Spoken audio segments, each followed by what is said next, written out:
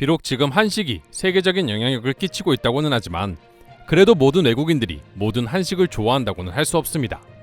아무리 믿고 먹는 한식이라고 하더라도 쉽게 도전하지 못하는 음식도 존재하기 때문인데요. 이를 대표하는 음식 중 하나가 바로 홍어라고 합니다. 사실 홍어의 경우 한국인들 사이에서도 호불호가 확실한 음식입니다. 특유의 톡 쏘는 향과 식감은 쉽게 적응할 수 있는 건 아니죠. 그래서 지역별로 삭힌 정도가 다른 홍어들이 출시되고도 있는데요.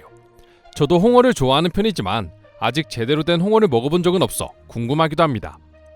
이처럼 한국인들 사이에서도 아직 먹어보지 않은 사람들이 더 많은 음식이 바로 홍어라고 할 수 있는데요. 얼마 전 개봉해 세계 차트를 휩쓸고 있는 수리남으로 인해 홍어에 대한 관심과 후기가 해외 커뮤니티를 중심으로 폭발적으로 증가하기 시작했습니다. 수리남의 시작 자체가 극중 주인공들이 수리남으로 홍어를 잡으러 떠나면서 시작하기 때문이죠. 실제로 수리남을 보고 난 후 외국인들은 도대체 홍어가 뭐길래 한국인들이 저렇게 열광하는 거야? 한국 여행을 계획 중인데 한번 먹어봐야겠어. 함부로 홍어에 도전하지 마세요. 당신의 한국 일정이 완전히 무너질 수 있습니다. 모든 한국인들이 말렸지만 난 호기심에 먹어봤고 생각보다 괜찮았어.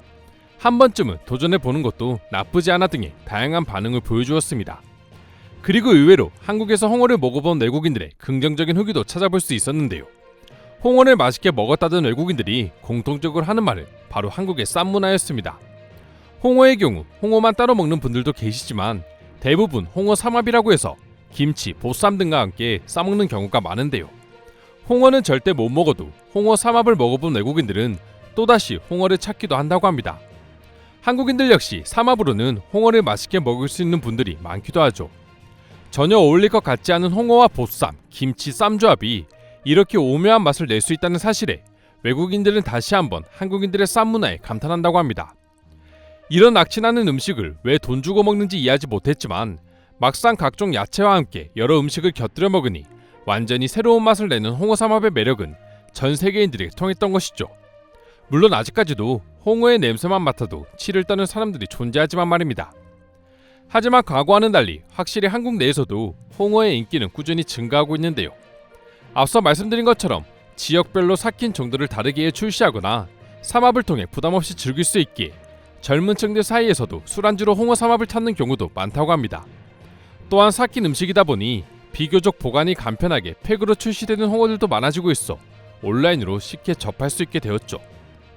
물론 그전에도 외국인들 사이에서 홍어가 완전히 알려지지 않은 음식은 아니었지만 수리남이라는 드라마 하나로 인해서 이렇게까지 홍어가 언급되는 걸 보면 다시 한번 한류 컨텐츠의 위력이 얼마나 대단한지 느낄 수 있는 것 같습니다. 한국 드라마와 영화를 보면서 한식에 대한 관심을 가지는 외국인들도 실제로 엄청나다고 하죠.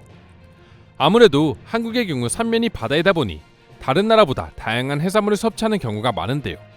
그래서인지 홍어 말고도 처음에는 질색하다 막상 맛을 보고 나면 완전히 빠져드는 해산물들이 많이 존재하고 있었습니다. 이를 대표하는 음식 중 하나가 바로 산낙지라고 할 수 있죠.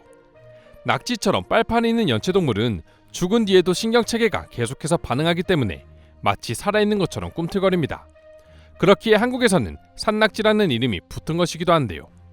원래도 낙지를 생으로 먹는 것 자체에 거부감을 느끼는 외국인들은 손질을 한 후에도 살아 움직이는 낙지를 보면 더욱 경악을 금치 못하기도 했었죠.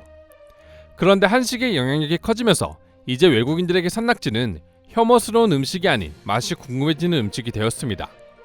얼마 전 한국관광공사에서 외국인들을 대상으로 설문조사를 한 결과 외국인들이 가장 먹어보고 싶은 이색적인 한국 음식으로 산낙지가 1위를 차지하기도 했는데요. 특히나 막상 산낙지를 먹어보면 특유의 식감과 함께 고소한 참기름과의 조화에 감탄하게 된다고 합니다. 영국의 유명 뮤지션인 샘 스미스가 내한 공연을 앞두고 광장시장을 찾아 산낙지를 먹는 모습을 SNS에 공개해 화제가 되기도 했었죠. 샘 스미스는 산낙지를 먹고는 내 직업의 가장 좋은 점 첫 번째는 음악과 무대 그 자체고 두 번째로 좋은 점이 이런 미친 색다른 음식을 맛볼 수 있다는 것이라는 후기를 남겼습니다. 이 후기로 인해 외국인들의 산낙지에 대한 관심은 훨씬 더 증가하게 되었죠. 간장게장 역시 외국인들이 좋아하는 이색적인 한식으로 꼽히고 있습니다.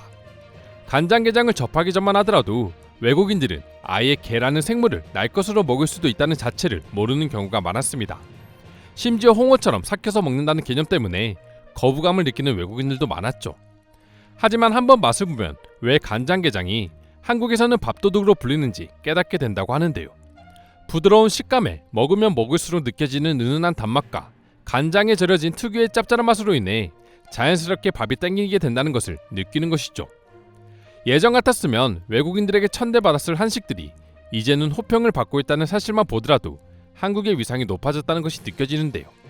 그럼 지금부터 수리남 홍어를 보고 외국인들은 어떤 반응들을 보여주고 있는지 더욱 자세히 알아보도록 하겠습니다.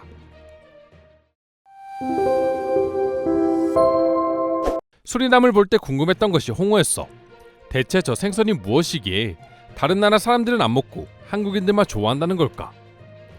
홍어는 일종의 발효 음식으로 오랜 시간 생선을 삭혀서 먹는 음식이라고 합니다. 한국인들 중에서도 먹는 사람이 흔치 않다고 해요. 저도 솔직히 맛은 궁금하지만 먹어볼 자신은 없습니다. 홍어만 먹었을 때는 절대로 못 먹을 것 같았는데 홍어 삼합을 먹고 인식이 바뀌었어. 여러 음식의 조화가 훌륭해서 훨씬 맛있게 먹을 수 있었어. 난 홍어를 먹을 수 있다는 것에 꽤나 자부심이 있다.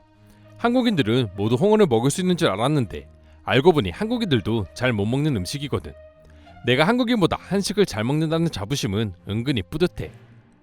나의 한국 친구들 역시 내가 홍어를 먹을 줄 안다고 하면 대단하다고 생각합니다. 난 스페인 사람이고 한국과 마찬가지로 반도에 위치해 있기에 어지간한 해산물은 다 먹을 수 있다고 생각했지. 하지만 홍어는 내 생각이 틀렸음을 알게 해준 음식이었어. 홍어를 처음 먹었을 때 매운 음식인 줄 알았다니까. 코를 찌르는 느낌이 엄청 강했거든. 그래서 한국인들은 이제 해도 맵게 먹는구나 라고 생각했어. 내가 한국에서 먹은 음식 중에 가장 충격적이었던 건 산낙지였다. 처음 맛볼 때 그 식감을 잊을 수가 없어. 솔직히 너무 징그러웠어. 식감 때문에 맛을 음미할 여유가 없을 정도로 생전 처음 느껴보는 기분이었지. 아마 몇 번 먹다 보면 완전히 반할걸요. 굉장히 신선한 느낌이 나는 음식이에요. 무엇보다 참기름에 찍어 먹으면 너무도 고소해서 자꾸 생각이 납니다. 의외로 산낙지는 맛있었어. 한국에 먼저 갔던 친구들이 충격적인 음식이라고 소개해서 엄청 이상할 줄 알았는데 비주얼만 그렇지 맛 자체는 훌륭했다. 혹시 간장게장 먹어본 사람 있어? 익히지 않은 게를 간장에 절여서 먹는 요리인데 색다른 맛이야. 한번 맛보면 절대로 헤어나올 수 없을 거야. 다른 반찬 필요 없이 흰 쌀밥 하나만 있으면 충분해. 저도 먹어봤어요.